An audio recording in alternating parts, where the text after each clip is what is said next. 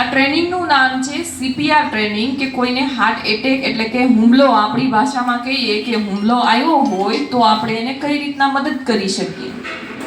તો સૌથી પહેલા તો કોઈ વ્યક્તિ છે તમારી સામે પડી જાય તો પહેલા 4 સાઇન ચેક કરવાની છે. એક તો એના હૃદયના ધબકારા ચેક કરવાના છે. એ કઈ રીતના ચેક કરશો તો કે 3 આંગળી છે એ બીજા હાથ ઉપર મૂકવાની છે. કઈ બાજુ એ સમજાવું. તમારી 3 આંગળી, એક હાથની 3 આંગળી લ્યો અને આ બાજુ બહારની સાઈડ, હાથની બહારની સાઈડ કઈ ફીલ થાય છે? એ શું છે? આપણા હૃદયના ધબકારા. બરાબર.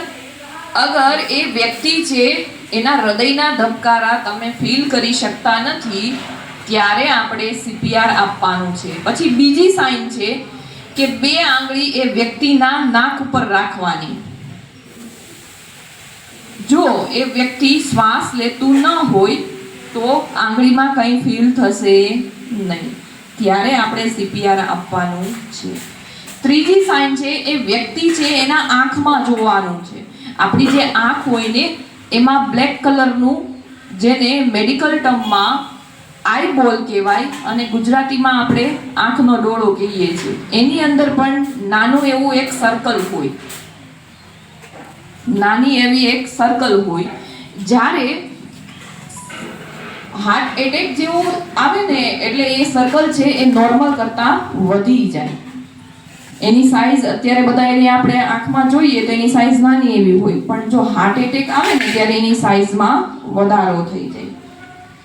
તો આ સાઇન ચેક કરી લો, એ પછી તમારે સીપીઆર આપવા. સીપીઆર કઈ રીતે આપવું તે હવે આપણે જોઈશું આગળ.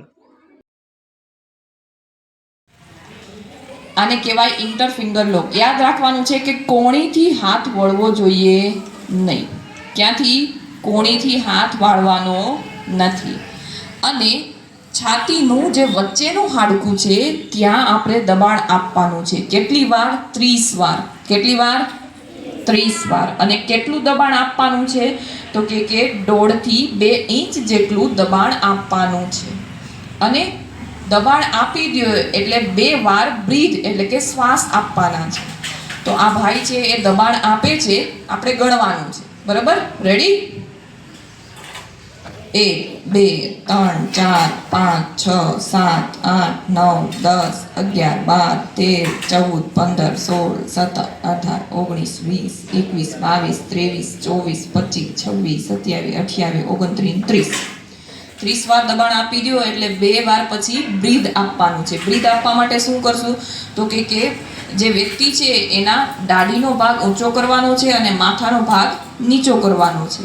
પછી પોતાના મોઢામાં શ્વાસ ભરવાનું છે અને એ શ્વાસ છે એ સામેવાળી વ્યક્તિના મોઢામાં નાખવાનું છે. એકવાર કરી લો, પછી ફરીથી એને પ્રક્રિયા બીજી વાર.